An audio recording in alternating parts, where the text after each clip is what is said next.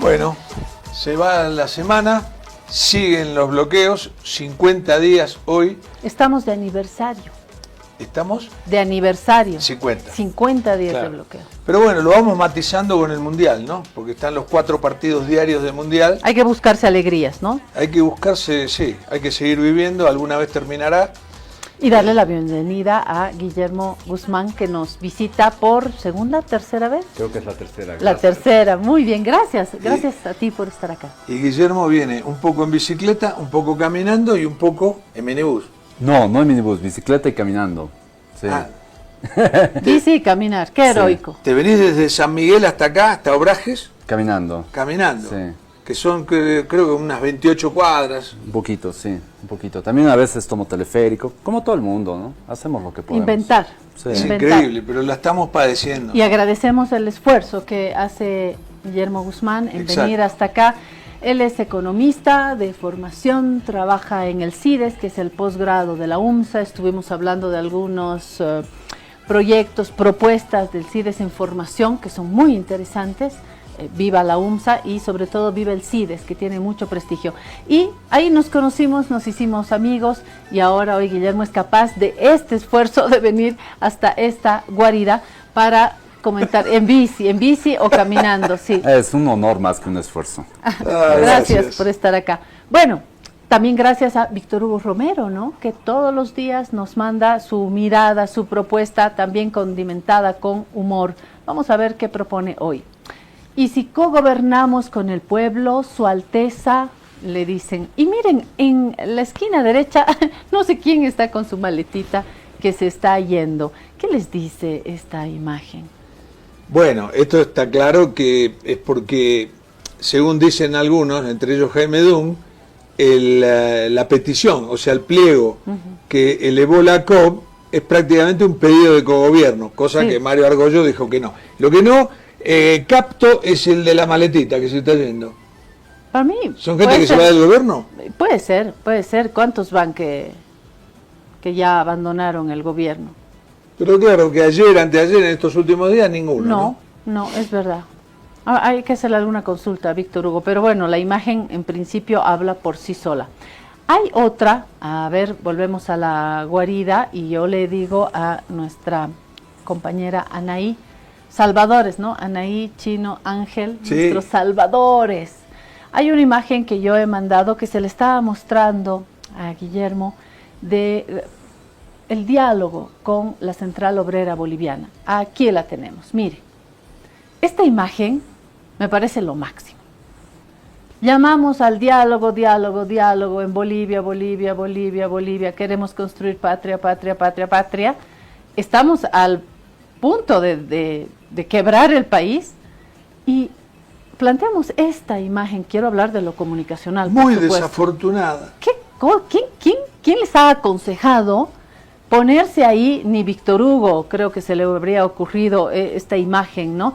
Ahí arriba su Alteza con sus ministros, el piso, no, otro nivel, los niveles. Otro nivel, arriba están. 2 niveles arriba y ahí abajo con su casquito Argollo, que no lo pongo de ángel, pero ponerlo en esta posición y ahí abajo los otros casquitos, ¿cómo van a dialogar así? Yo no diría casquitos, no.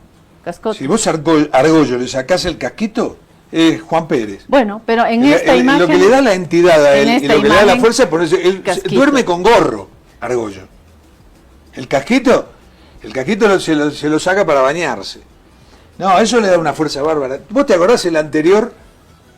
Que lo apresaron, no me acuerdo cómo se llamaba. El anterior Argollo.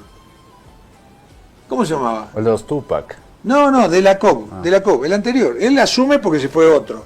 Y fue preso. Cuando le sacaron el casquito era nadie. Esto es lo que quiero decir. Dice. Guarachi. Ok. Por eso lo del casquito no es menor, Sí. es mayor. Bueno, pero no. A mí lo que me molesta son los dos niveles. ¿Cómo te vas Sí, a yo poner estaba ahí? hablando de esto, de esta imagen, no me parece el más horizontal de los diálogos. Ahí está. Gracias por compartir con nosotros esta imagen, Anaí, y ahora yo voy a compartir agua con ustedes después de esta entradita. Tomen asiento, les invito. Esa foto. ¿Agüita, Guillermo? Sí, por favor. Esa Esta foto es- le da razón. Ahí está, en el bloqueo, Jorge. No, yo no agüita. tomo agua. Esa foto le da. Pero te voy a aceptar igual. Gracias. Esa foto le da razón a Víctor Hugo Romero, que lo pinta a Rodrigo Paz siempre como su alteza, ¿no? Le pone la corona. ¿Cómo vas a sentarte a dialogar con alguien? Es decir, invitás al diálogo a alguien y vos te pones dos niveles arriba desde un estrado. No, en una mesa y estamos mano a mano. Y es muy desafortunado. Sigo con esto que había mencionado antes, que me parece no menor.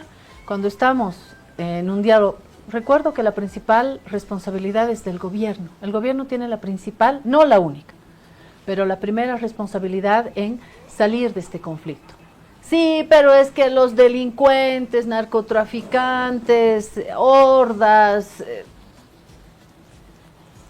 así no creo que vayamos a construir un diálogo. Yo creo que en las formas, una mínima estrategia comunicacional que va desde el espacio.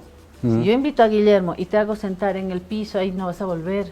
No vas a Seguro. volver si yo no te trato bien, si no te siento al centro, si no te doy agua, si no te miro a los ojos. Si no, ¿para qué vienes?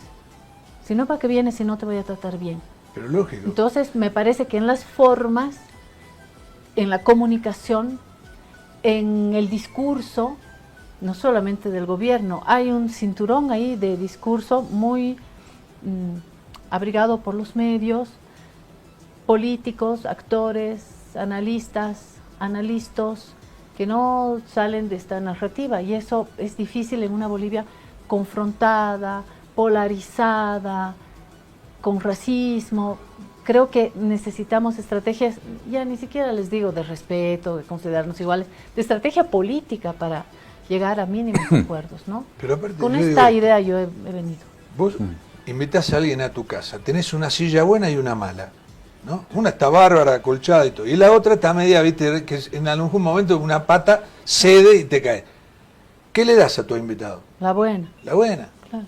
Esto es así, ¿no? Y aparte de otra cosa, ¿ustedes vieron la distancia entre el gabinete y el presidente con sus ministros ¿cómo vas a dialogar así?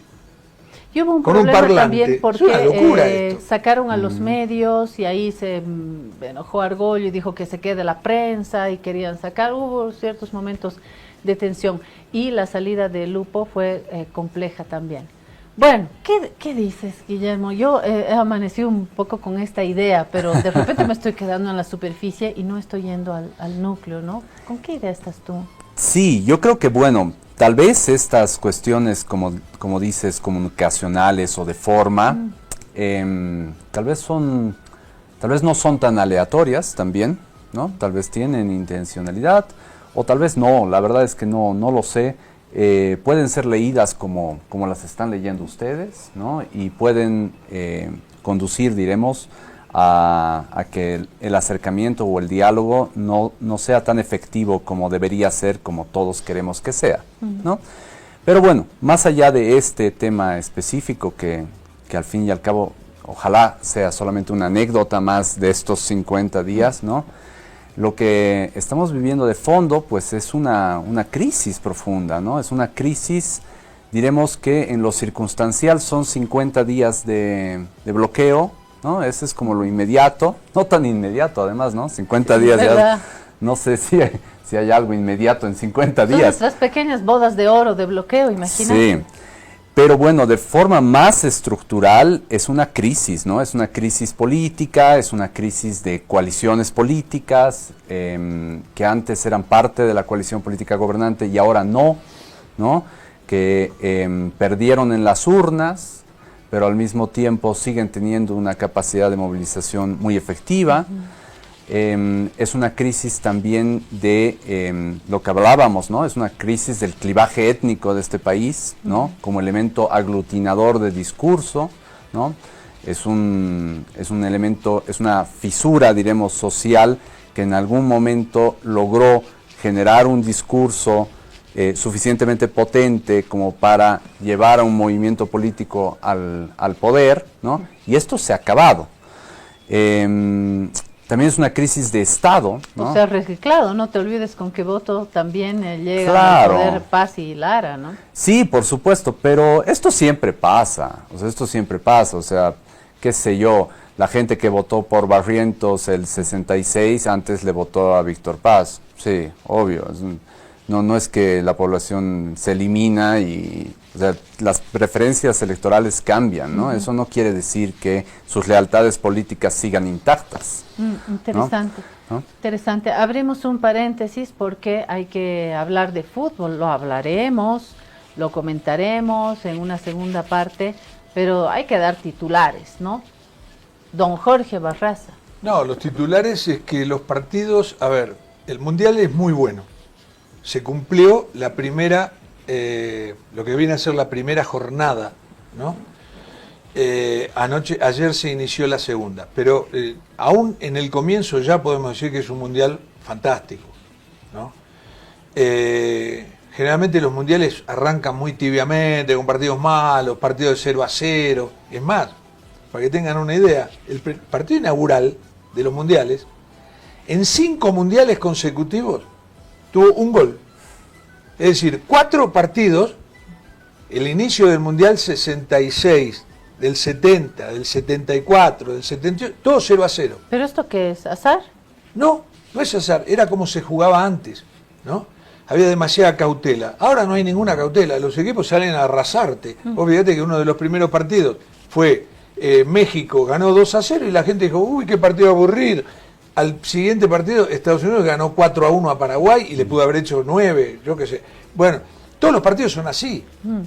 Ayer Suiza gana 4-1 y inmediatamente Canadá 6-0. Con este aditamento, hasta hace ¿qué? 15 años, 20 años, no tanto, que Canadá le ganara 6-0 a alguien, no entraba en el terreno ni de ciencia ficción. Esto lo vamos a desarrollar en nuestro momento súper envidiable. Sí. Y luego tenemos también una charla con Javier Larraín, que es historiador, pero es futbolero, y hoy lo vamos a convocar para hablar del Mundial. Pero primero que nos diga Guillermo. Como Guillermo, que él es economista, pero que también es futbolero. Sí, Guillermo, ¿está exagerando, Jorge, así tan guau este Mundial? ¿Tan? No lo sé, pero sí es cierto algo que decías que tiene mucho sentido de que el fútbol se ha vuelto cada vez más competitivo, ¿no? Que Pelé jugaba a 10 kilómetros por hora y Messi juega a 100 kilómetros por hora, ¿no? O a 30, pero sí. más, mucho más. Y también el hecho de que haya tantas selecciones y tantas, o sea, la cantidad de posibilidades también se han multiplicado, entonces hace de la pero cosa eso una es porque cuestión la más... FIFA también está viéndole el negocio a todo esto, ¿no? Sí, No, claro, seguro. por supuesto, es Pero más también- espectáculo, ¿no? También no te olvides de esto. Cuando se inician los mundiales, se jugaban con 16 equipos, pero había 44, 45 selecciones en el mundo. O sea, 44 Pocas. países afiliados, ¿no? Sí. Después se fue agrandando y un día pasaron a 24 equipos. Y siguió agrandándose el espectro futbolístico y se pasó a 32. Y ahora 48. Y ahora que se pasó a 48, todos dijeron, entra cualquiera al Mundial. Entra cualquiera al Mundial. Pero resulta que vemos los partidos y no son cualquiera. Hasta los equipos más pequeños dan Claro. lucha, juegan bien. Claro. Se asombra uno, ¿no? De los que menos se espera, pero que no resultaron tan pequeños. Los No. que hemos llamado pulgarcitos. Senegal, la sorpresa que ha dado Japón, que está en un proceso de consolidación. El ídolo de las su fútbol. multitudes, Bosnia con Cabo Verde. Cabo no sé si viste eso. Verde, no, una vez. Si no lo viste, te perdiste un espectáculo, te puedo asegurar. Muy bien, muy bien. Bueno, estito sería hasta acá. Vamos a hacer una pausa y luego le vamos a preguntar a Guillermo ¿cómo se está viviendo este 50 aniversario de bloqueo? Son 50 días de bloqueo y hoy estamos desesperadas y desesperados. ¿Qué? En lo económico y también en lo político, después de la pausa. Si te resfrías, consigue alivio de día y descanso reparador de noche con Refrianex comprimidos día y noche. Refrianex, siempre contigo en cada momento. Días súper envidiables, ya están aquí con el DPF de Prodem. Todos a ganar. 7, 9 y 10%. Con el fútbol viene lo bueno. 7, 9 y 10%. Con los días súper envidiables se ahorra contento. Soy Prodemcio y junto a Prodi te traemos los días súper envidiables del 11 de junio al 19 de julio. Abre tu DPF de Banco Prodem y recibes 7% a 181 días, 9% a 361 días y 10% a plazos mayores. Abre tu DPF de Banco Prodem en los días súper envidiables y forma tu equipo ganador. Banco Prodem. Esta entidad es supervisada por ASFI. Ahora estás viendo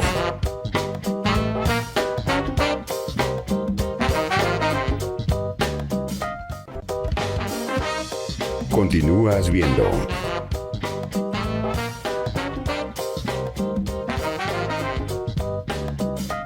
Trata la gripe y la tos seca con una cápsula blanda y efectiva. Alíviate con Refrianex 2. Refrianex, siempre contigo en cada momento.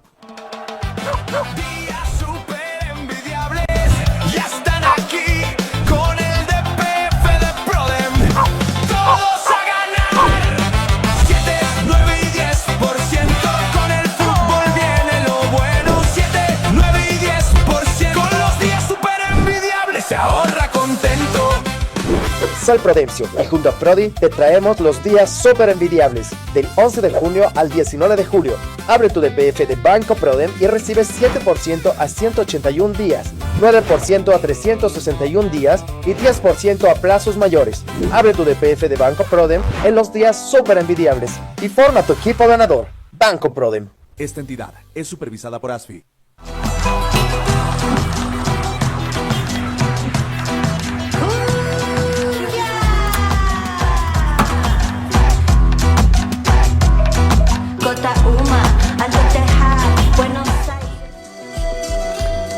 ¿Vio la publicidad de Prodem? Estaba mirando ese perrito, es bárbaro, me encanta, además está jugando así con la pelota. Acá hay un mono de ese perrito que es nuestra mascota, que se llama Jin Jin y que está acá al lado de Jorge. Le voy a pasar la pelota a Jorge. Ahí. Miren, ahí está Jin Jin. Nadie le puede sacar la pelota. Claro, pero no, pues no sé pues lo que el perrito, este Es mejor gordo que de Jin Messi, Jin, nadie se la puede sacar. este gordo de Jin Jin no le da. Bueno, Prodem, hay que darle el consejo al economista. Sí, y él debe saber mejor que nosotros, pero creemos que es la mejor tasa de todo el mercado. Durante el Mundial, del 11 de junio al 19 de julio, Prodem tiene esta promoción que se llama los días súper envidiables. Y realmente es muy envidiable porque te pone estos intereses. A 181 días, 7%. A 361 días, 9%. Y pasando ese plazo, el 10% de interés anual. Yo creo que o estamos seguros de que es el mayor interés de plaza, ¿no? Sí, en todo caso es bueno, ¿no? ¿Qué dices, Guillermo? Y son tasas de interés altas, ¿no? Entonces puede Para ser lo que hay interesante. ahora, sí. Hoy conviene refugiarse en el dólar, dicen algunos, pero quienes quieran sacarle el juguito a los bolivianos, quien tenga alguna posibilidad de ahorro puede poner un DPF en uno de estos plazos y que la platita vaya rindiendo. No, pero ¿y si sale algún problema, tengo que pagar el colegio o un viaje, alguna emergencia? No hay problema. Prodem te da en paralelo, en otro carril, te da un crédito y puedes salvar eso y tu DPF sigue trabajando en caso de que se tenga urgencia. Así Seguro. que, interesante. Te lo dan ¿no? en 24 horas. Pero acabas de dar con la tecla y va a ser la primera pregunta para Guillermo. Ayer pasamos por una casa de cambio y yo, viste, pasamos, entro. ¿A cuánto está? Y me dice, 9.80, 9.95. Es decir, Estable. ¿Estable o retrocediendo? Es Bajando. una cosa muy curiosa. En las condiciones que está el país, económicamente, es como un contrasentido. ¿Cómo lo ves?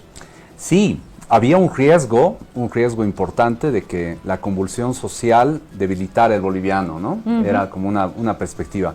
Pero esto no ha pasado. O sea, parece que la cantidad de dólares que han entrado a la economía y por varios factores, ¿no? Por un lado la minería, por otro lado otras actividades, diremos, menos lícitas, ha generado cierto equilibrio en el mercado cambiario y está en torno a 10. O sea que hay dólares a la venta.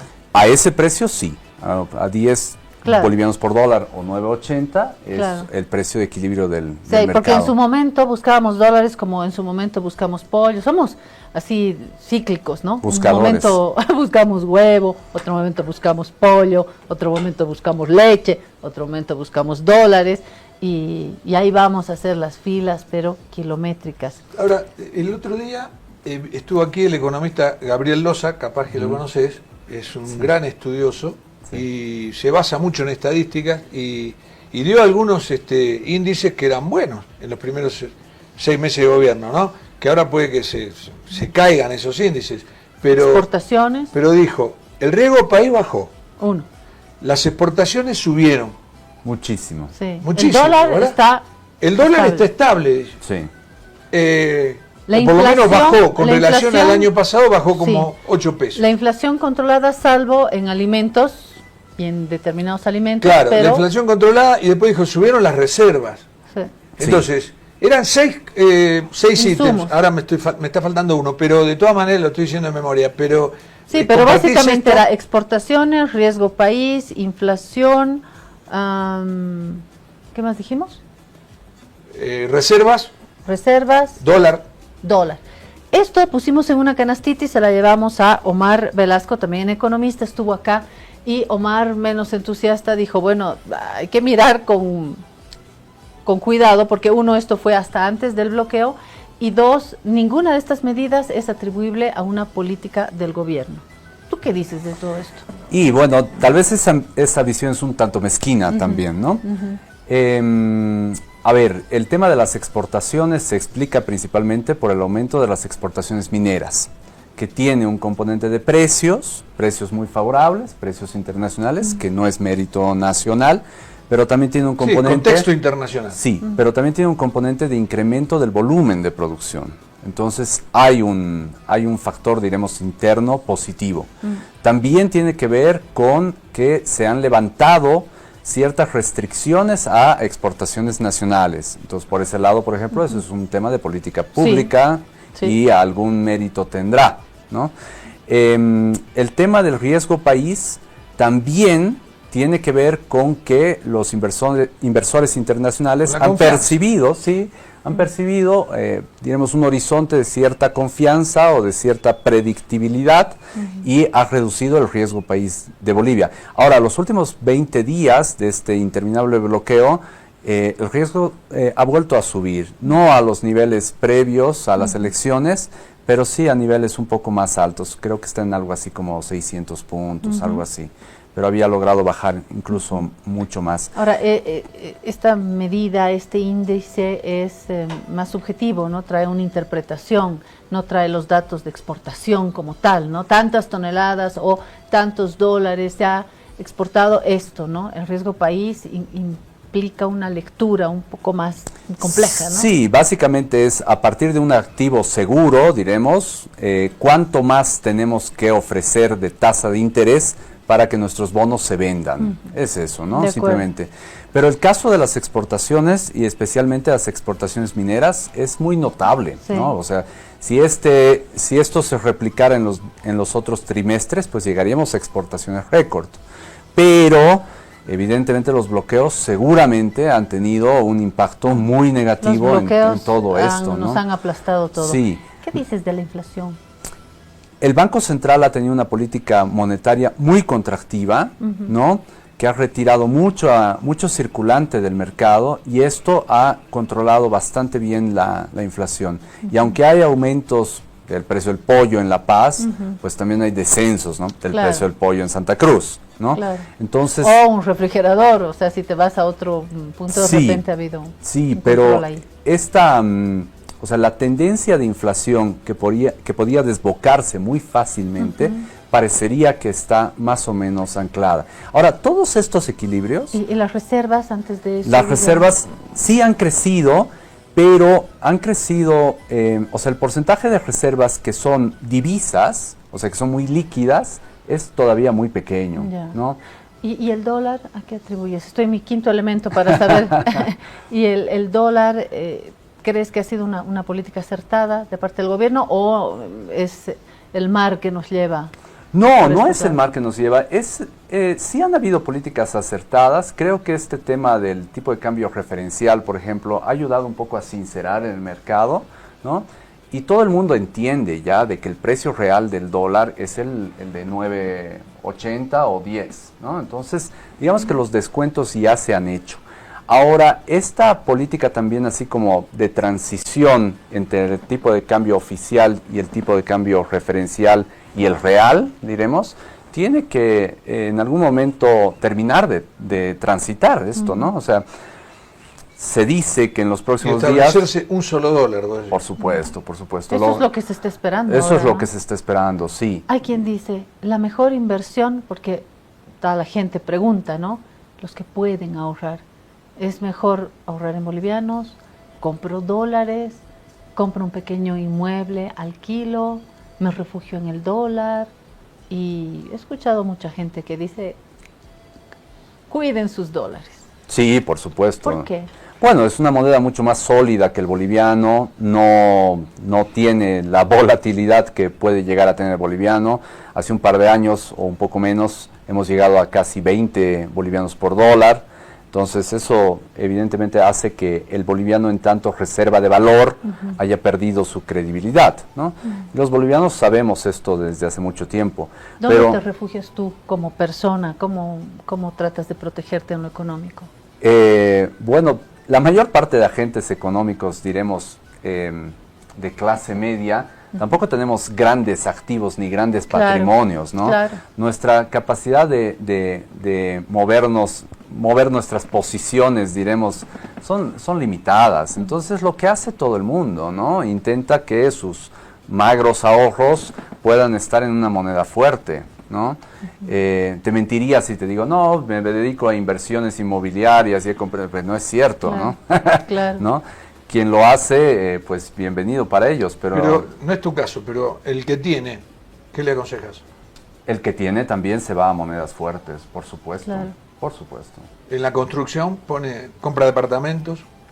No lo sé, el Hay tema mucha de la... oferta también, ¿no? El tema de la construcción está delicado porque la construcción también depende mucho del crédito, ¿no? Para poder vender los departamentos. Y han visto que Prodem te está dando un DPF que es una tasa pasiva al 10%. Entonces sus tasas activas serán mucho más altas, ¿no?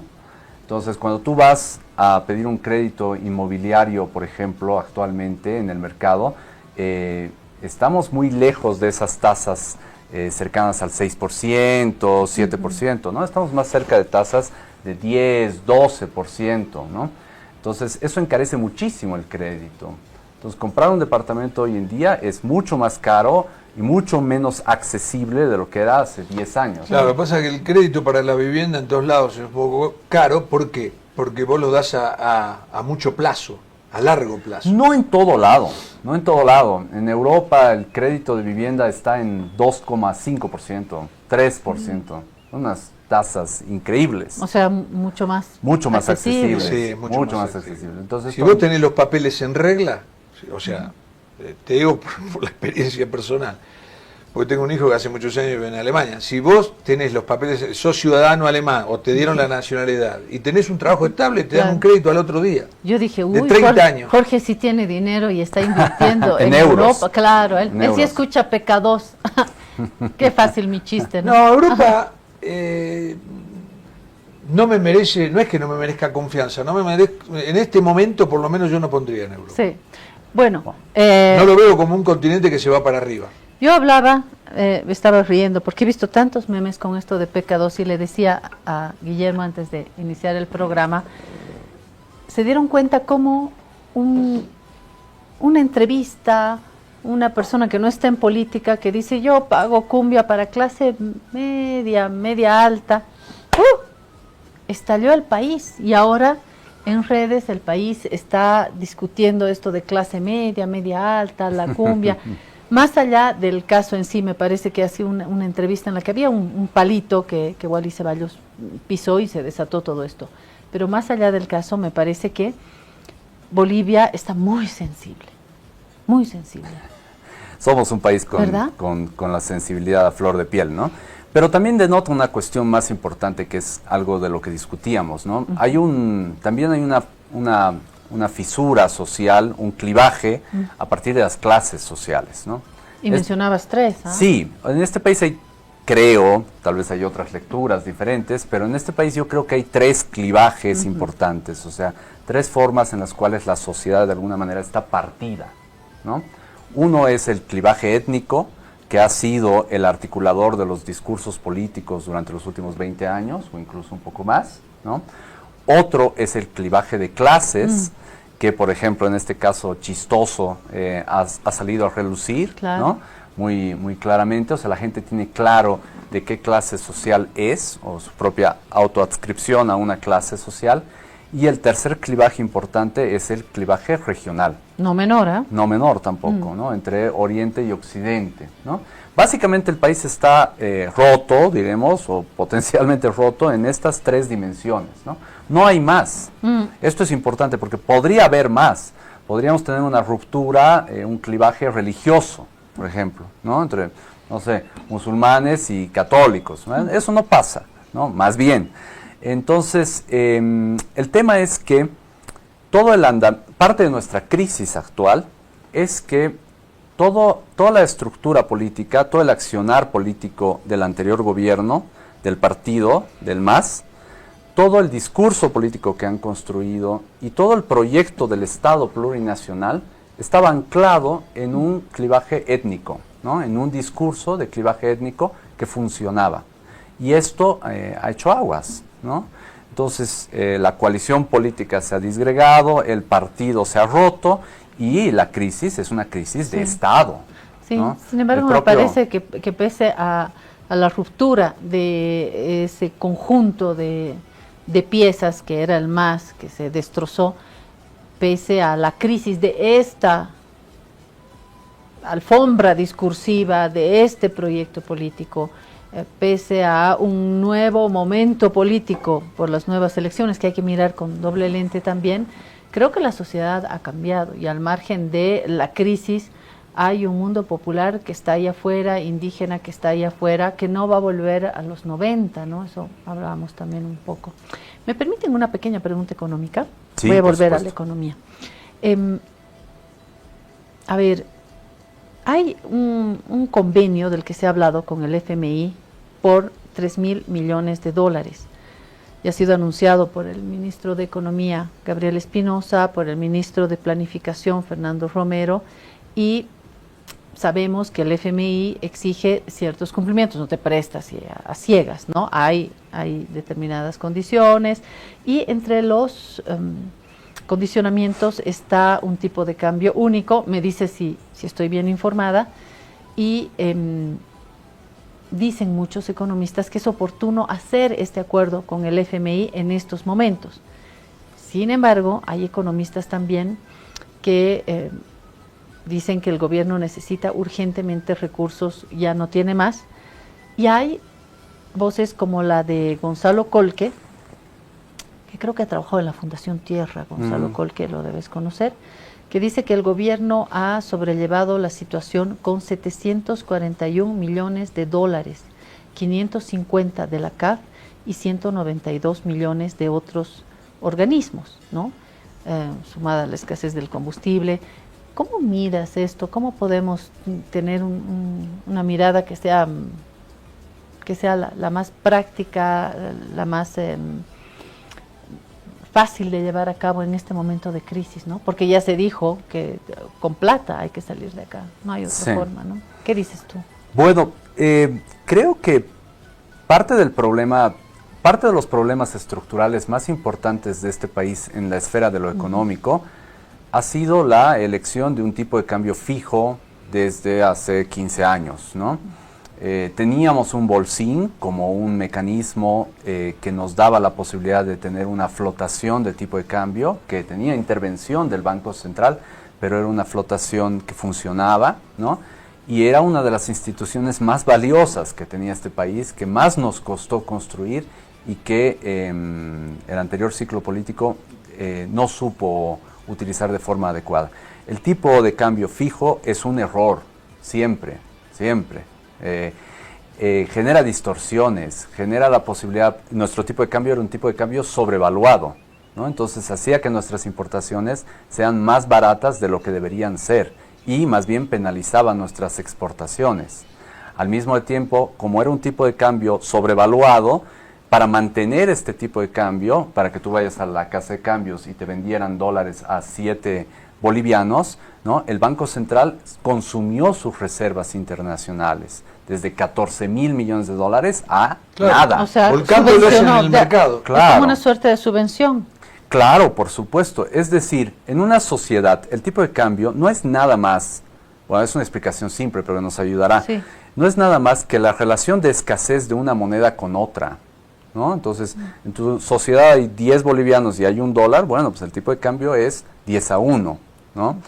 Pero si artificialmente tú dices, no, la relación es 7-1, entonces los agentes económicos te dicen, muy bien, dame dólares a 7, ¿no? Y eso va mermando tus reservas internacionales hasta que nos quedamos en 0. Entonces, el primer paso para construir reservas internacionales sólidas es tener un tipo de cambio que se ajuste a la realidad del mercado, ¿no? Que las reservas puedan mantenerse de forma estable o creciente y que no estén expuestas a este riesgo de merma. Entonces, la unificación del tipo de cambio es súper importante, es una medida necesaria y es el camino correcto. Tener un tipo de cambio flexible es necesario y es el camino correcto. Pero para mantener un tipo de cambio, sobre todo en el corto plazo, se necesita reservas, ¿no? O sea, al tipo que fuera, a 9, a 10, a 11, ¿no? A lo que fuera. Los agentes económicos en un momento de unificación del tipo de cambio, pues pueden tener una mayor demanda de dólares, ¿no? Entonces, el Banco Central tiene que tener la espalda financiera de reservas para sostener ese tipo de cambio. O si hubiera cualquier, por ejemplo, efecto especulativo, el Banco Central tendría que tener la capacidad de ofrecer una cantidad de divisas suficientemente grande, cosa de mantener un tipo de cambio, que no se les caiga ese tipo de cambio.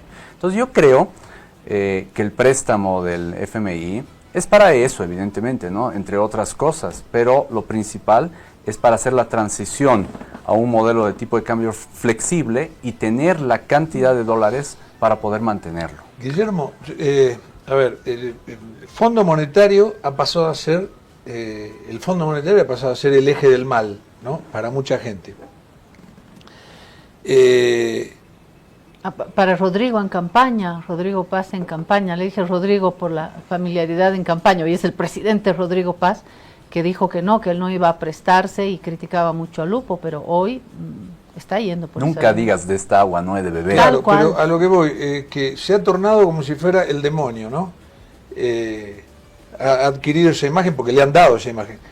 Pero resulta que es el que te presta a menos interés de todos. Sí, por supuesto. Porque el Fondo Monetario no es un banco, es la reunión de todos los países del mundo que tienen sus reservas ahí y que auxilian a países que están en malas condiciones.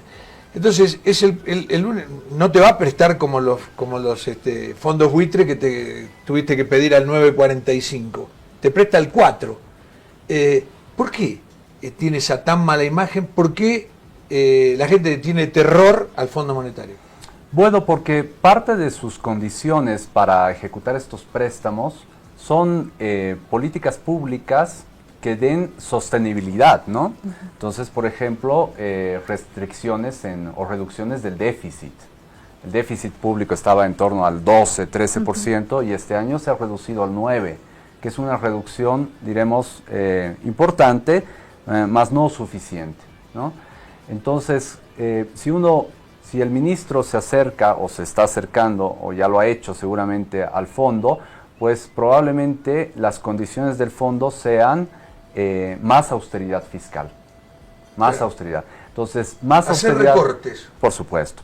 Y esos recortes, desde la perspectiva social, pues se traducen en menos sueldos, ¿no? O sueldos menores, menos inversión, menos gasto público, ¿no? Y es ahí donde menos subsidios, y es ahí donde está su mala prensa, diremos, ¿no? Su mala fama, ¿no?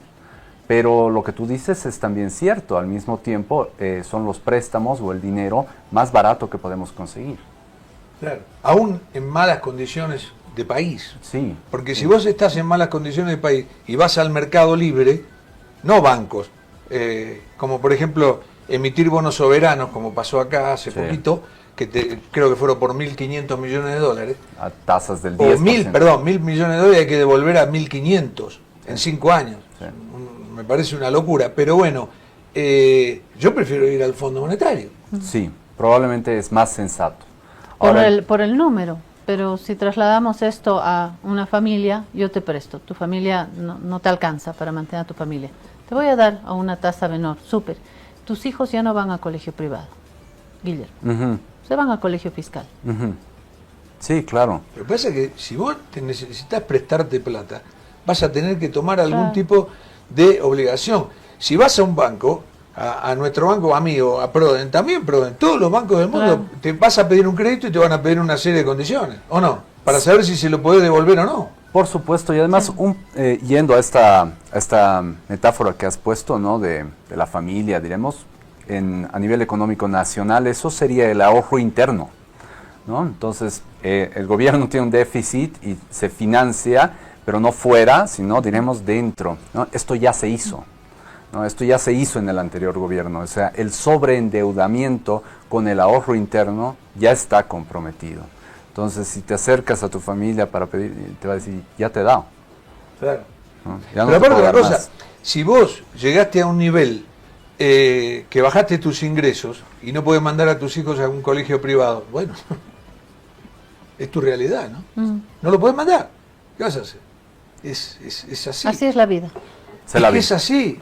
Yo no puedo ganar. O sea, no hay otra. Para ustedes no hay otra. Se acepta. Es que, perdón. Yo no puedo mantener un estatus que no puedo mantener. Si yo quiero tener auto, quiero tener ir a colegios privados para mis hijos, quiero tener televisión por cable, quiero tener 2 celulares o un celular, esto, el otro, y no tengo el sueldo suficiente. No lo puedo tener. Tengo que ajustarme. Esa es la realidad, ¿o no? Sí, por supuesto, y el país se ha visto también, o sea, nos hemos acostumbrado a vivir de las rentas gasíferas, diremos, durante mucho tiempo, con cierta comodidad, diremos, tampoco nunca hemos dejado de ser un país con severas restricciones, pero con cierta comodidad, y estas rentas se han agotado, ¿no? Entonces hay que ajustarse el cinturón, eso es innegable, no hay cómo hacer una transición que no sea dolorosa. ¿Qué pasa con lo que viene después de este aniversario, 50 días de bloqueo? ¿Vendrá el 51, 52 o se soluciona y el lunes estamos más bien hablando del fútbol o del post-acuerdo? ¿O seguimos en estas y tú sigues en tu bici y caminando, ¿verdad? ¿Qué se viene después y cómo nos levantamos de esto? Así se soluciona esto hoy a la medianoche. Igual tenemos un boquete enorme, nos hemos hecho un hueco y digo para no entrar en ese western ¿no? ¿Y tu pregunta es más en lo económico o más en lo político? Es las dos cosas, como diría el chavo, es cómo salimos de todo esto y qué escenario más o menos puedes visualizar, desear para este contexto, para el estado en el que se encuentra el país, con estos ánimos que hay. Empezando por lo político, ¿no? Creo que es un error de parte del gobierno hablar de un fin de ciclo, ¿no? Sin plantear un nuevo horizonte, ¿no? Entonces, cuando en los principios de los 2000 se hablaba del fin del ciclo del neoliberalismo, se planteó para bien o para mal, el horizonte del Estado plurinacional, ¿no? Entonces, había un fin de ciclo y había un lugar hacia donde estábamos yendo, ¿no? Según yo, para mal. Pero bueno, de todas maneras, la gente funciona con horizontes, ¿no? Tenemos que saber hacia dónde vamos. Y actualmente hay un discurso más o menos establecido, o la gente tiene una conciencia bastante clara de que hay un fin de ciclo, pero no hay un nuevo horizonte, no hay un nuevo horizonte. Entonces, tanto en cuanto el gobierno no sea capaz de plantear, primero, un discurso político aglutinador de alguna forma, y en segundo lugar, un proyecto de Estado hacia el cual vamos a caminar, esto va a seguir en esta especie de vacío, ¿no? Lo que vivimos actualmente es un vacío, ¿no? Nos sentimos así. Y cuando decimos vamos a caminar, se supone que todos tenemos que empujar a un mismo lado, y eso es difícil de articular. Es completamente difícil, sí, no imposible, pero sí es complicado, ¿no? No se puede hacer de la nada, se puede hacer únicamente a partir de los clivajes que existen, ¿no? Y no se puede hacer sobre lo mismo. No puedes hacer un nuevo proyecto sobre un discurso ya utilizado, ¿no? Entonces, no se puede hacer un nuevo proyecto político sobre un clivaje étnico. Eso está gastado, ¿no? De aquí a 20 años, quizás sí, de nuevo. ¿Y sobre un proyecto liberal también está gastado? No es un clivaje lo liberal. Los clivajes son clivajes de clase y clivajes regionales. Entonces, puedes construir un proyecto político a partir de articular un discurso, ¿no? Que, por ejemplo, construya una idea, por ejemplo, de un partido de clase media, ¿no? Es una cosa que no se ha hecho, ¿no? O puedes construir un discurso a partir de un proyecto federal, ¿no? Con la cuestión regional. Es otra cosa que no se ha hecho, ¿no? Pero algo hay que construir, y hay que construir a partir de eso un discurso y un proyecto de Estado que nos lleve hacia dónde estamos yendo, ¿no? Sin esto estamos en vacío, o sea, seguimos así. Sí, a los bandazos. Sí, completamente. Sí. No hay un rumbo fijo, ¿no? Si no hay un plan, es muy complicado. Y el gobierno, yo creo que no mostró un plan claro. Este es el gran problema. Pero ayer tuvimos acá un entrevistado, Gonzalo Morales, el presidente de la Cámara Nacional de Industrias, y dijo que, bueno, las pérdidas, el daño económico, hizo un cálculo de 2.800 millones de dólares hasta el momento, que es una cifra muy importante para la economía boliviana. Todas nuestras exportaciones del primer trimestre. Claro, es muy importante. Y dijo que las industrias iban a tardar por lo menos 7 meses en retomar una actividad normal, ¿no? ¿Coincidís con este diagnóstico? Sí, completamente. Seguramente no tenemos todavía cuantificados los daños, ¿no? Que seguramente serán numerosos. Ahora, también hay como algunos horizontes, diremos, en el tema económico, que sí son buenas perspectivas, ¿no? O sea, hay precios positivos, la minería en general tiene precios muy buenos, entonces no es un horizonte completamente aciago, digamos, para Bolivia, ¿no?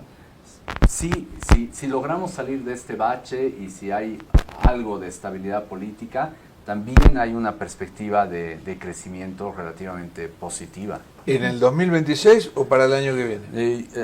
Veremos hasta el 2030, ¿no? Hay que ver, si los tiempos son largos. Sí. Nuestros tiempos van a ser largos porque vas a venir, Guillermo, a la guarida, eres nuestro amigo. Gracias por esta mirada económica y política y a largo plazo también de lo que queremos en el país. Enseguida, Jorge va a tener una charla futbolera, llegó tu tiempo. Enseguida viene nuestro momento súper envidiable. Y yo voy a ser una súper envidiosa, me voy a quedar fuera, pero va a ver que el diálogo va a estar bueno. Javier Larraín, historiador, futbolero, comenta con Jorge el Mundial que está de infarto. Miren, no estamos todavía en la parte final, pero hay partidazos. Si a usted le interesa el fútbol, quédese acá en esta guarida. Después de la pausa volvemos. Si te resfrías, consigue alivio de día, descanso reparador de noche y fortalece tu sistema inmune con Refrianex sobres día y noche. Refrianex, siempre contigo, en cada momento. Días super envidiables y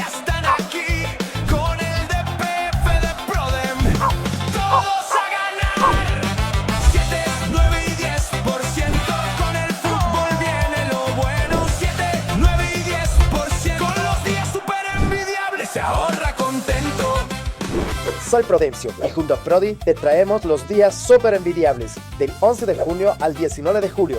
Abre tu DPF de Banco Prodem y recibes 7% a 181 días, 9% a 361 días y 10% a plazos mayores. Abre tu DPF de Banco Prodem en los días súper envidiables y forma tu equipo ganador. Banco Prodem. Esta entidad es supervisada por ASFI.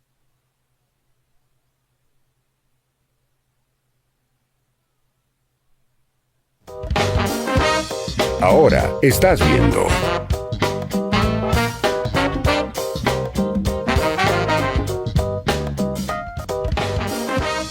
Continúas viendo.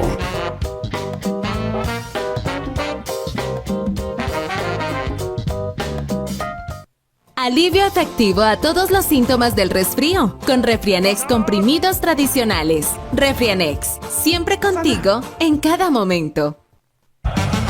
Días super envidiables ya están aquí con el DPF de Prodem. Todos a ganar. 7, 9 y 10% días super envidiables. Esta entidad es supervisada por ASFI. Estamos viendo un mundial plagado de momentos súper envidiables. El único que no tiene momentos súper envidiables se llama Cristiano Ronaldo. La está pasando mal, pobre muchacho. No le mete un gol a nadie. Hace 10 partidos, 11 partidos con su selección que no mete un gol ni en una Eurocopa ni en un mundial. Pero está lleno de momentos súper envidiables. Y ayer hubo uno, bueno, el público es uno de los puntos altos de este mundial. En todos los estadios hay entre 67.000, 80.000 personas, es maravilloso, y eso que las entradas valen fortunas. Pero bueno, los goles, estamos a un promedio de 3.18 por juego, que es altísimo. Ayer vamos a elegir el momento súper envidiable en el partido de México y Corea del Sur. México ganó su segundo partido consecutivo y clasificó a 16avos de final. Hubo dos momentos, dos atajadas que definieron el partido. La primera fue la del arquero Seung-Hyu Kim. Lo tengo que leer porque los nombres coreanos son difíciles. Nunca sé cuál es el nombre y cuál es el apellido. Pero bueno, un arquerazo el arquero coreano. Pero ahí se equivoca, sale mal a una pelota, choca contra su propio defensor. La pelota queda boyando y Romo, un delantero mexicano, la metió adentro. Tremendo, porque por ese gol pierde Corea. Y pierde y puede quedar afuera. Ahora bien, hay otra atajada. Corea se va con todo al ataque, produce una jugada de gol y el arquero Raúl Rangel salva 2 veces sobre la línea de manera supermaniana. Ese fue el momento súper envidiable de Raúl Rangel. Días super envidiables ya están aquí con el DPF de Prodem. Todos a ganar. 7, 9 y 10% días super envidiables. Esta entidad es supervisada por ASFI.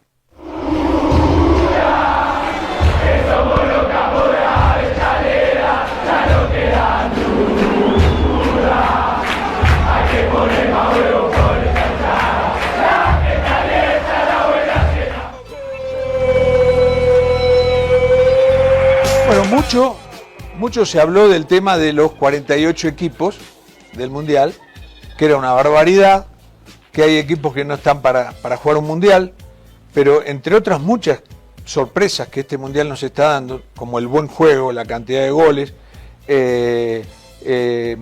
la pérdida de temor o de respeto reverencial de las selecciones chicas por las selecciones grandes, también está el factor de que todos son iguales, todos pueden ganarle a cualquiera, es una cosa increíble y muy linda, porque uno dice, sí, pero de los 48 hay 20 equipos que no sirven. No, todos sirven, todos hacen partido. Hoy juega Brasil con Haití y ya van a ver ustedes lo que es Haití. No digo que le va a ganar a Brasil, lo más probable es que gane Brasil, pero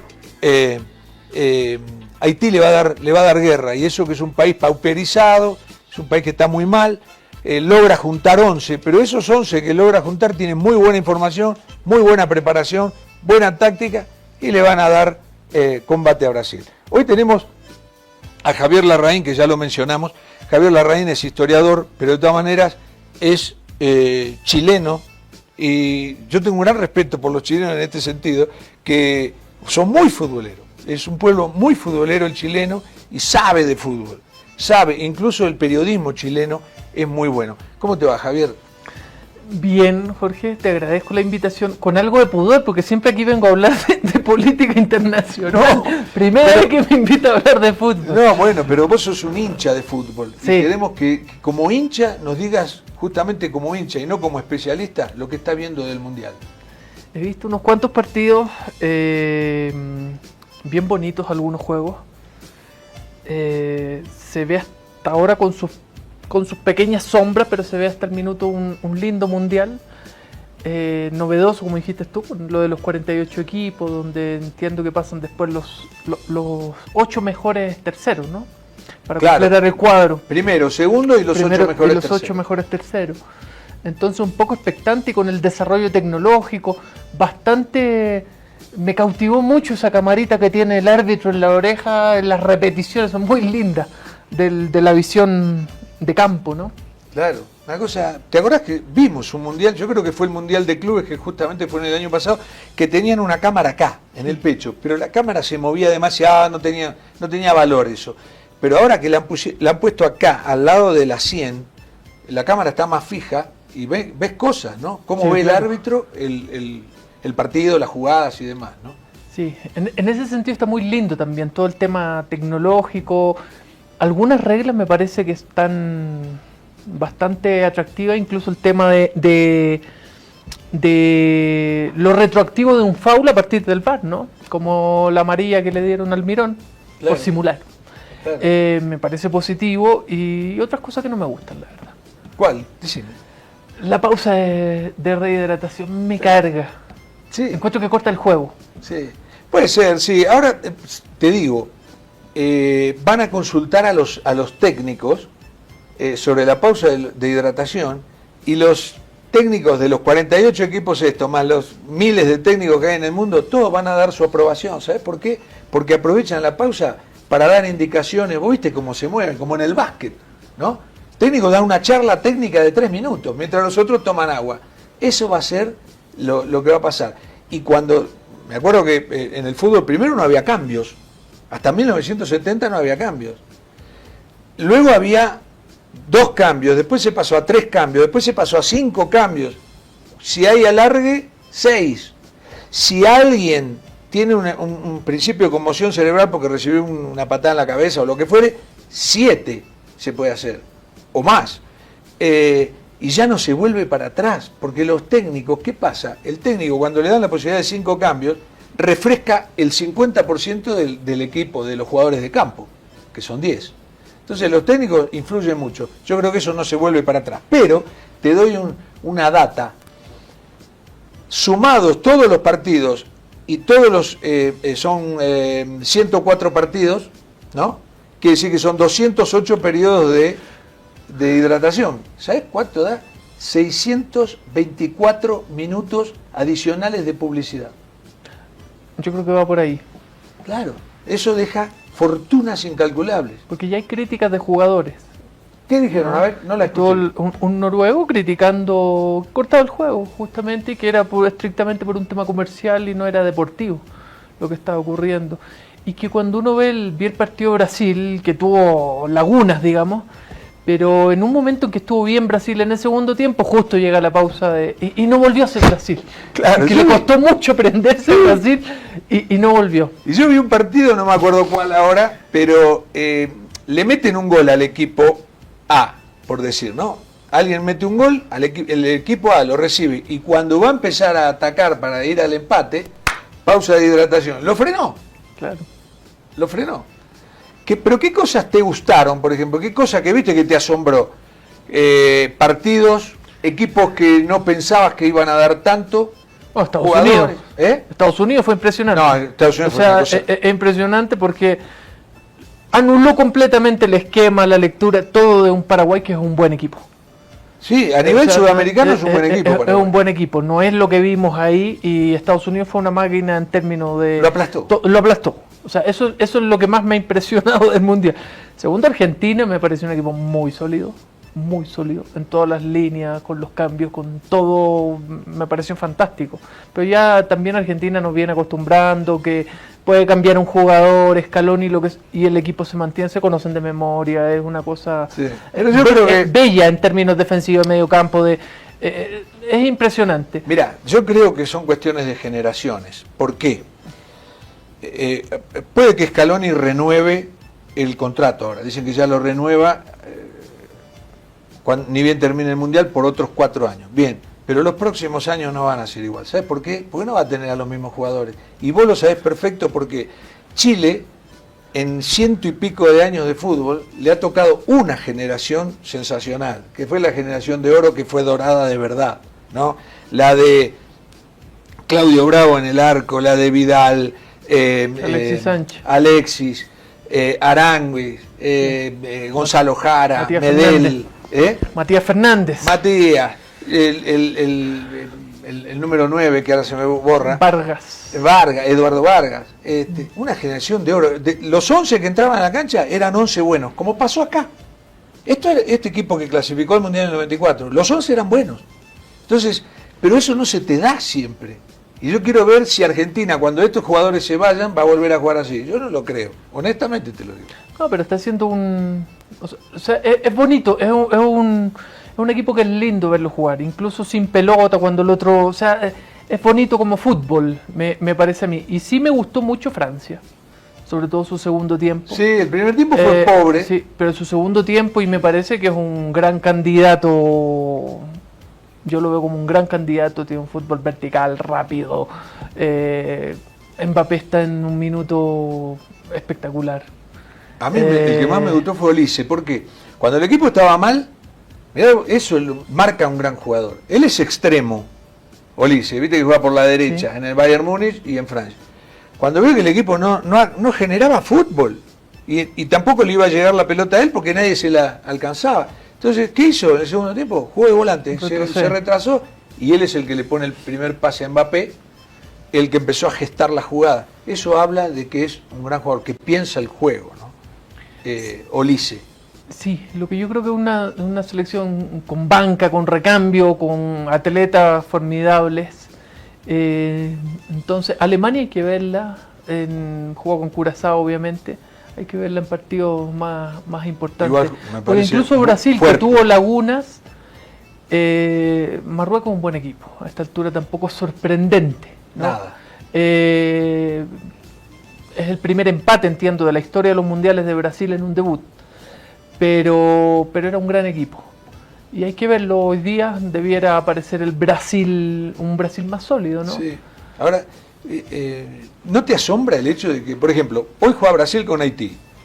Lo más probable, hace 20 años hubiéramos dicho 7-0, ¿vos qué pensás? 9-0, 8-1, pero ahora ya no es más así. Bueno, Alemania fue así.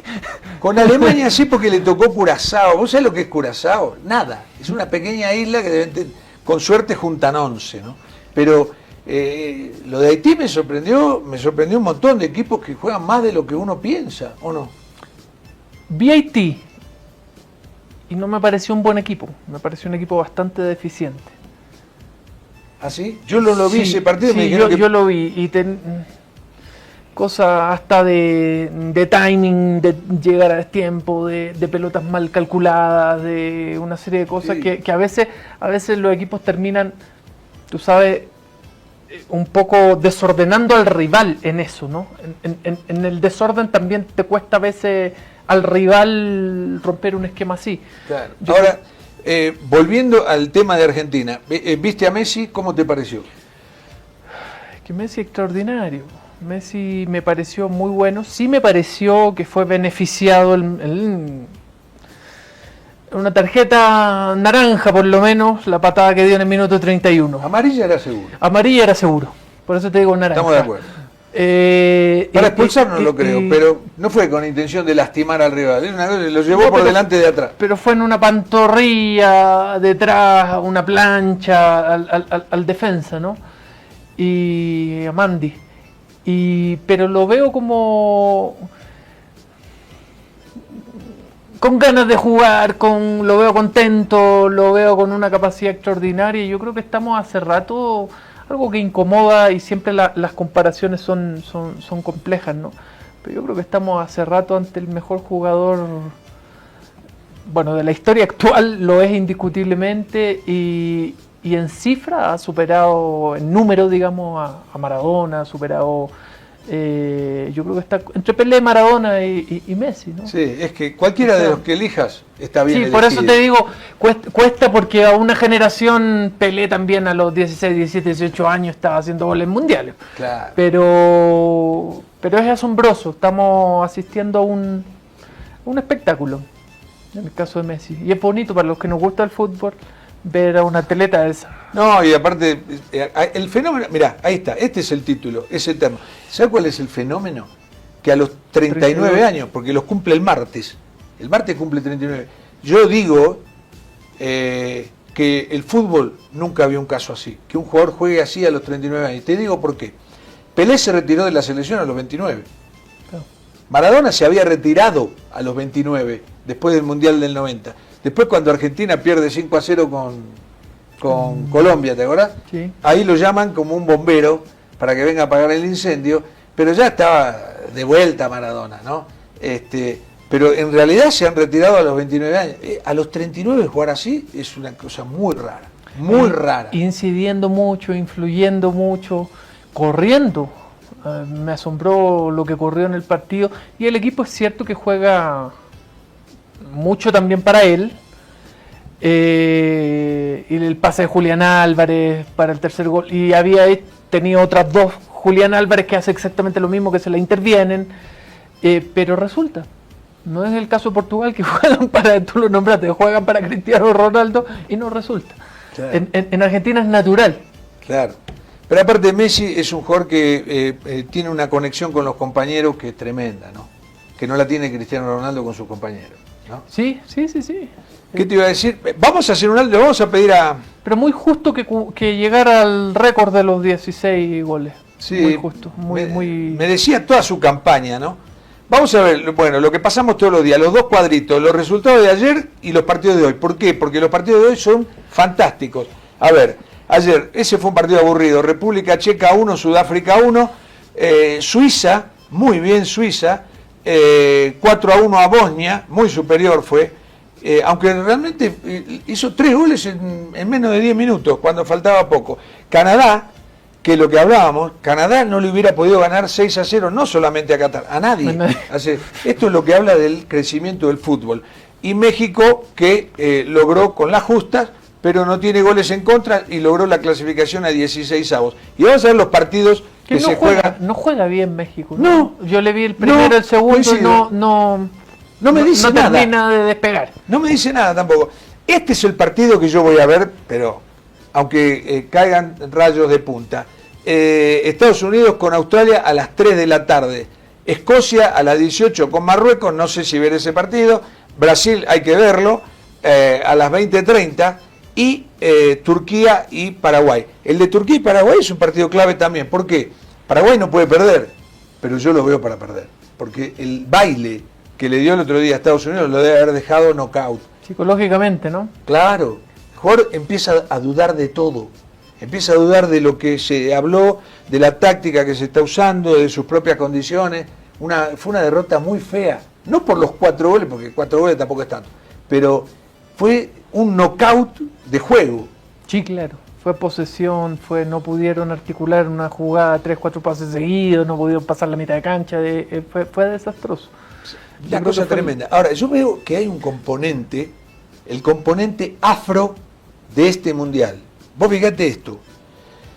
La figura del 4-1 de Suiza ayer, un descendiente, un afrodescendiente. La figura de Canadá en su 6-0, 2 afrodescendientes. Uno de ellos es Jonathan David, que hizo 3 goles. Mirá lo que son. Este es el jugador que hizo el gol de Sudáfrica ayer para el 1-1, ¿no? Son jugadores que a los blancos les cuesta ganarle una trabada, un salto, un forcejeo. ¿No lo notás eso? Además está en todos los equipos. Yo noto en general no solo los africanos, yo noto que la mejoría de los asiáticos en términos a veces de planteamiento es notoria a lo que eran Mira esto. respecto a 10 años, 20 años atrás. Y sí creo que estamos ante un fútbol mucho más físico que antes. No solo los africanos. Ya el fútbol, los jugadores tienen más estatura, la potencia, la rapidez de las jugadas, mucho más que y yo creo que ahí estamos en un déficit que se está notando en los últimos 2 mundiales, los equipos sudamericanos. Total. Porque hoy en día, antes uno decía, sí, es que la magia del fútbol sudamericano, tú puedes tener un Maradona que no lo va a tener un europeo. Bueno, hoy día te encuentras europeos de 1,90 m de gran calidad y de gran potencia física, y tú ves a un Haaland que es espectacular, que no tiene nada que envidiarle a un delantero sudamericano. Entonces, o el delantero de Inglaterra también. O Lamine Yamal salía en Sudamérica, no en Europa antes. Claro. Ahora se ve en Europa, ¿no? Claro, y eso yo creo que ahí estamos, no sé a qué se deberá, pero ahí sí estamos rezagados. Fíjate que leía ayer un artículo súper interesante sobre Mbappé, que el Mundial pasado, su pick de aceleración contra Argentina en una jugada ante el gol de Rojo, fue de 38 kilómetros por hora. Superó a Usain Bolt, que tiene 37 puntos fracción. ¿No? Eso es lo que estamos viendo. Y yo creo que cuando uno ve lo que se corre en un fútbol europeo, en una liga, y lo que se corre en una liga sudamericana, o sea, hay un abismo y se está viendo en la cancha. Los asiáticos corren más. Estados Unidos fue una máquina. A mí me sorprendió. Yo dije, en algún minuto Estados Unidos tiene que parar. O sea, en minuto 30, minutos... No paró. Es que jugó 97 minutos corriendo. Sí. Pero fíjate esto. Ecuador es claramente e indiscutiblemente el mejor biotipo físico de Sudamérica y yo diría de América Latina. Te chocan, te ganan, te llegan primero, tienen más fuerza. Es un fenómeno, ¿o no? Hace una diferencia con eso. No la hace jugando, la hace desde lo físico. Claro, Colombia es una mixtura entre juego y físico. Claro, pero si vos me decís entre Colombia y Ecuador, incluso entre Brasil y Ecuador, ¿quién tiene mejor físico? Ecuador lo supera todo. Ahora, jugó con Costa de Marfil y los otros parecían, los ecuatorianos parecían muñequitos. Y estamos hablando que fue el segundo clasificado a la Conmebol. El segundo, que recibió 5 goles en 18 partidos, un récord histórico. Entonces, hay una incidencia física muy fuerte y hay una incidencia física de los afrodescendientes muy fuerte, muy fuerte. Este es un fenómeno, este es un mundial negro, por decirlo de alguna manera, ¿no? Y sí, y como te digo, físico, de vértigo... y ahí hay que entrar a revisar. Me sorprendió, mira, una de las sorpresas ingratas, yo soy bien lo que en Chile se llama viuda de Bielsa. Ah, claro. Me sorprendió que no parecía Uruguay un equipo de Bielsa. En el segundo tiempo mejoró mucho. En el segundo tiempo mejoró muchísimo. Le Pero pasó el lo mismo primer que en Francia. tiempo era pase hacia atrás, pase hacia el lado, 30.000 pases sin producir riesgo de ningún tipo. Y los equipos de Bielsa se suelen a veces caracterizar por sofocar al rival, ¿no? Incluso cuando el rival la tiene, cae 2-3, te llega con 5 al área. Y eso no lo vi en Uruguay. Espero que remonte. Pero yo no entiendo, ¿por qué Chile, donde él es su hábitat, por qué no llama a Bielsa de nuevo? No iría. No lo sé. Pero digo, iría, sería bárbaro para Chile. Además, ¿cómo se llama? Sería un revulsivo para la afición también, ¿no es cierto? Lo que generó él en términos de marketing, publicidad, la federación fue gigante. Claro. Fue gigante. Y la gente lo quiere y él quiere.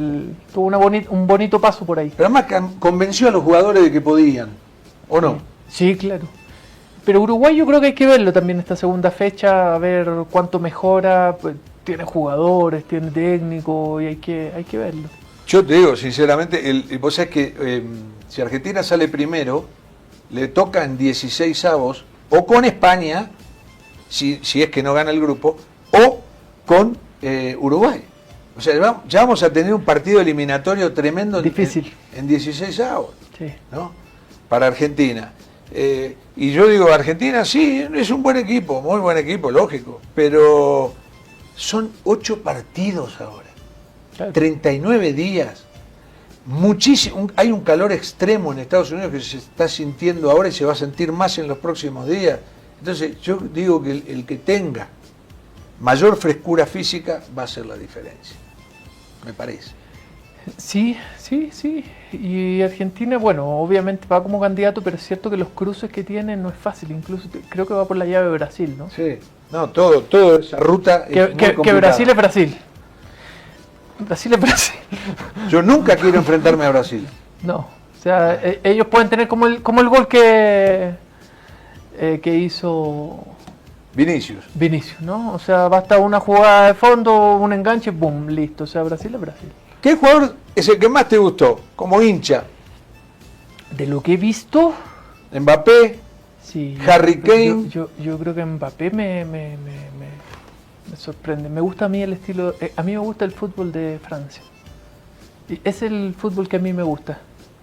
Me gusta ese fútbol. Inglaterra también, Alemania también. Me gusta el fútbol acelerado, vertical. Yo no soy muy fan de Guardiola, de esos 37.000 toques. No, yo soy guardiolista, me encanta. No. A mí Pero vos, fíjate, de 50 pases para llegar al otro lado no me... Francia lo que tiene es que le sobran jugadores. Sí, por eso... Te doy un dato. 99 jugadores nacidos y criados en Francia están disputando el Mundial para otra selección. Sobre todo para las selecciones africanas. Y esto es un acto de justicia que hizo el destino. ¿Por qué? Porque Francia se sirvió históricamente de los jugadores de sus colonias. ¿Te acuerdas? Sí, claro, sí. Y cuando salió el campeón en el 98 era la selección multicultural. Había de la isla de Guadalupe, de Surinam. Sí, estaba viendo de hecho que eso invertido, ¿no? El capitán marroquí nació en Madrid. Sí. Que como dices tú, uno siempre ve los europeos nacidos en... Los que representan a los países europeos nacidos en las ex colonias y ahora se está dando... Se invirtió. Sí. En Senegal, en Costa de Marfil, en Marruecos. Mismo el chico que deslumbró en Marruecos, el otro día, Bouhaddi, que jugó tan bien contra Brasil, 18 años, es Francia, nunca salió de Francia. Todos estos mismos de Curazao, o los Sí. que jugaron, ¿te acuerdas de la selección que jugó contra Bolivia? Ninguno había nacido, había jugadores que ni conocían en Guyana. Claro. Bueno, nos estamos yendo. ¿Qué partido ves hoy? Brasil. Quiero ver Brasil, quiero ver a Paraguay. Quiero Claro. ver a Paraguay y quiero ver si Estados Unidos... Vuelve a repetir. Me impresionaría, me impresionaría. No, a mí también. Gracias, Javier. No, gracias a ti, Jorge. Nos vemos mañana en la Guarida. No, el lunes en la Guarida. El martes porque el lunes 22 es feriado. Bueno, después me enteraré de que es el feriado. Hasta el martes.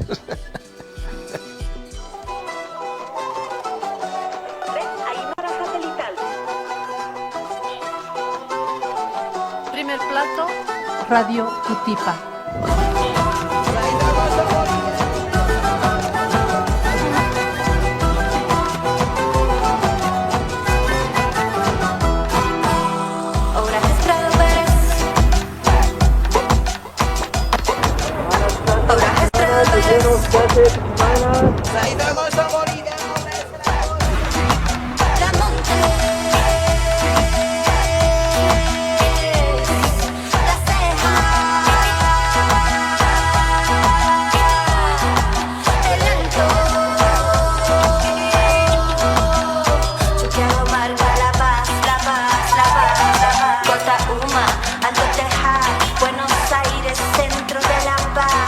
Chachicala, Achumani, Chasquipampa, Hola, Estrado Pérez, Miraflores, Papajazi, Villa Copacabana, Achumani.